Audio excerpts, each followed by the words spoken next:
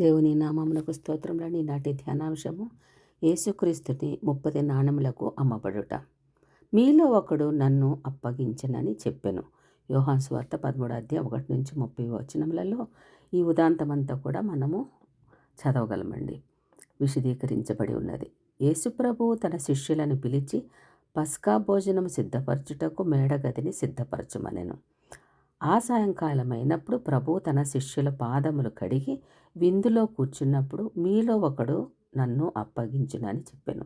యోహాను సువార్త 13:1-30 అండి.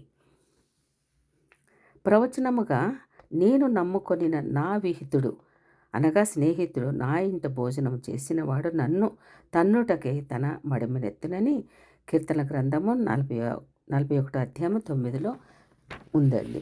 ఎందుకంటే ప్రవచనములు ప్రతీది కూడా పాత నిబంధనలో ప్రవచనములుగా యేసుక్రీస్తు జన్మము నుంచి పునరుద్ధానము వరకు మరి అన్నీ కూడా ప్రవచనాలు ఉన్నాయి కదండి. మరి ఈనాటి ప్రవచనము కూడా మనము ఇప్పుడు గమనించి ఉన్నాము. కీర్తనల 41:9 అదేవిధంగా కీర్తనల గ్రంథము 55 కూడా 55 12-14 నన్ను దూషించువాడు నా శత్రువు కాడు, శత్రువైన ఎడల నేను దానిని సహింపవచ్చును. నా మీద మిట్టిపడువాడు నా యందు పగపట్టినవాడు కాడు, అట్టివాడైతే నేను దాగి ఉండవచ్చును. ఈ పని చేసిన నీవు నా సహకారివి, నా చెలికాడవు, నా పరిచయుడువు. మనము కూడి మధురమైన గోష్ఠి చేసి ఉన్నవారము. ఉత్సవమునకు వెళ్ళు సమూహముతో దేవుని మందిరమునకు పోయి ఉన్నవారము.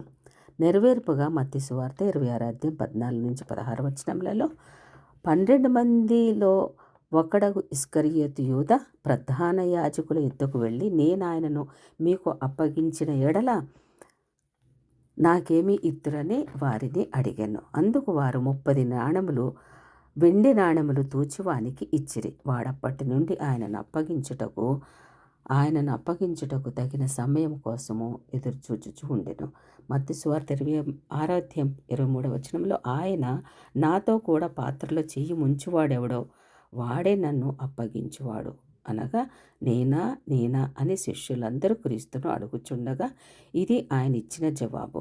మత్తయి సువార్త 26:47-50 ఆయన ఇంకనూ మాట్లాడుచుండగా 12 మందిలో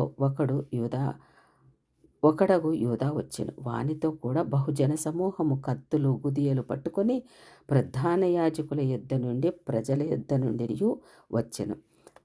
ఆయనను అప్పగించువాడైన యూదా నేనెవరిని ముద్దు పెట్టుకుందునో ఆయనే యేసు, ఆయనను పట్టుకొనడని వారికి గుర్తు చెప్పి వెంటనే యేసు వద్దకు వచ్చి బోధకుడా నీకు శుభమని చెప్పి ఆయనను ముద్దు పెట్టుకునేను. యేసు చెలికాడా నీవు చేయవచ్చినది చేయుమని అతనితో చెప్పగా వారు దగ్గరికి వచ్చి ఆయన మీద పడి ఆయనను పట్టుకునేది.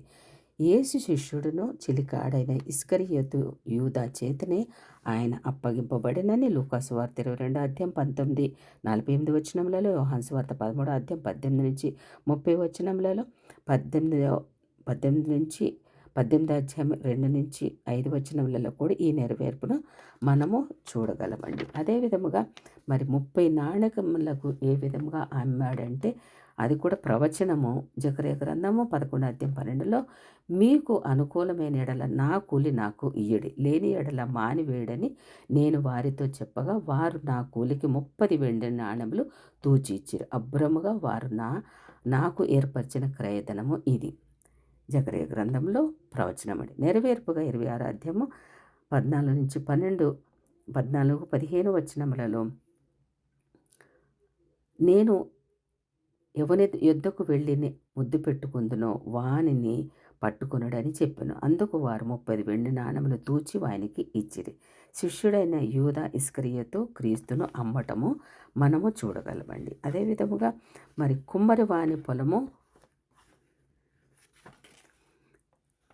కొనబడడం. జకర్యా గ్రంథం 11:13 ప్రకారము యెహోవా ఎంతో అభ్రముగా వారు నాకేర్పరిచిన క్రయధనమును కుమ్మరికి పారివేయమని నాకు ఆజ్ఞ ఇవ్వగా నేను 30 తులముల వెండిని తీసుకుని యెహోవా మందిరంలో కుమ్మరికి పారవేసేదిని. మత్తయి సువార్త 27:3-5-10 నెరవేర్పుగా అప్పుడు ఆయనను అప్పగించిన యూదా యేసుకు శిక్ష విధింపబడగా చూచి పశ్చాత్తాపడి ఆ 30 వెండి నాణెములు ప్రధాన యాజకుల ఎద్దుకును పెద్దల యుద్ధకును మరలా తెచ్చాను. అతడు ఆ వెండి నాణెములు దేవాలయంలో పారవేశాను. ప్రధాన యాజకులు ఆ వెండి నాణెములు తీసుకుని, ఇవి రక్త క్రయధనము కనుక వీటిని కానుక పెట్టెలో వేయదగదని చెప్పుకొనిరి. కాబట్టి వారు ఆలోచన చేసి వాటిని ఇచ్చి పరదేశులను పాతిపెట్టుటకు కుమ్మరి వాని పొలము కొనిరి.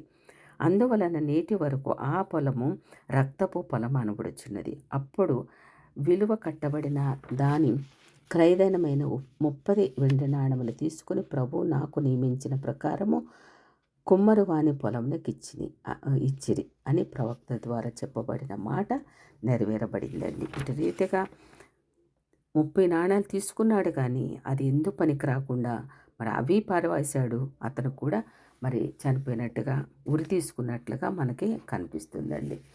యేసుక్రీస్తు ముష్కరులకు అప్పగించడము, ఇస్కరియోతు యూదా, ఇంకా 12 శిష్యులు అతను ఒకడండి. స్వామి సేవ చేస్తున్నట్లుగా నటిస్తూ సంచి నింపుకోవాలని ఆశించాడు. సేవకు సంచి పొత్తు కుదరదు కదండి. పూర్వపు ఎలీషా అనే ప్రవక్త దగ్గర గెహాజీ అనే సేవకుడు ఉండేవాడు. ఎలీషాకు శిష్యుడిగా ఉంటూ శిష్యర్కము చేస్తూనే డబ్బు సంపాదించాలని ఆశపడ్డాడు. అవకాశం కోసం పొంచి ఉన్నాడు. నయమాను అనే సిరియా దేశస్థుడు ప్రవక్త మాటకు విధేయుడై యోర్దాను నదిలో స్నానం చేసి తన కుష్ఠరోగాన్ని పోగొట్టుకుని కృతజ్ఞతాభావముగా కానుక ఇవ్వబోయాడు. వాటిని ప్రవక్త నిరాకరించాడండి. కానీ గెహాజీ దొంగచాటున నయమాను దగ్గరకు వెళ్ళి వెండిని దుస్తులను అడిగి పుచ్చుకున్నాడండి. అది కూడా అబద్ధం చెప్పి అతన్ని మోసం చేశాడు. తీరా ఇంటికొచ్చేసరికి ప్రవక్త అయిన ఎలీషా ఈ విషయము తెలిసిపోయింది. గెహాజీని శపించిన సందర్భంలో ద్రవ్యమును, వస్త్రములను, ఒలివ చెట్ల తోటలను, ద్రాక్ష తోటలను, గొర్రెల చెట్ల దాసదాసీలను సంపాదించుకొనుటకు ఇది సమయమా అని ప్రశ్నించాడండి. రాజుల 2వ గ్రంథం 5వ అధ్యాయము 30-37 వచనములలో ఈ ఉదాంతం కనిపిస్తుందండి. ఫలితముగా నయమానుకు ఉన్న కుష్ఠరోగము గెహాజీకి అంటుకున్నది. ఇస్కరియోతు యూదా కూడా ఇలాగే చేసి ప్రభు యొక్క కృప నుంచి దూరమై ఉరిపోసుకొని ఆత్మహత్య చేసుకున్నాడండి. 30 వెండి రూకలకు ఆశపడి యేసును చంపటానికి కుట్ర పన్నిన వారిలో భాగస్థుడయ్యాడు. సత్యమును అమ్మివేయక దాచుకొని ఉంచుకొనుము. సామెతల గ్రంథం 23వ అధ్యాయం 23వ వచనం అండి అని పరిశుద్ధ గ్రంథం బోధిస్తుంటే, దానికి భిన్నంగా నేనే సత్యమును అని వెల్లడి చేసిన యేసును అమ్మివేశాడు. ఇది అజ్ఞానం, ద్రోహం, స్వామి ద్రోహం కదా.